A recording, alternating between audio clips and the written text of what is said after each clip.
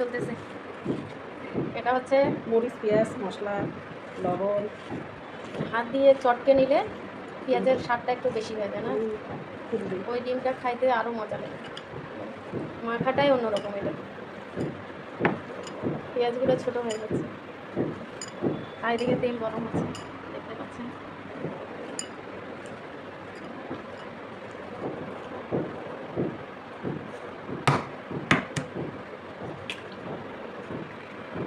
এটা single coffee.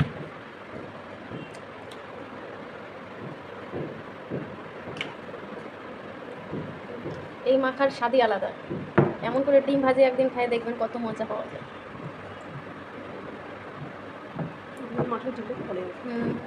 স্বাদও লাগে।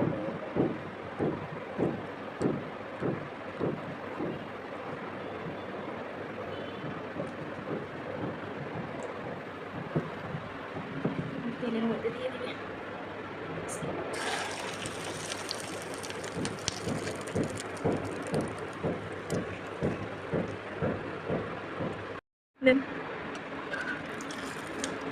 এক পাশে লাল হয়ে গেছে,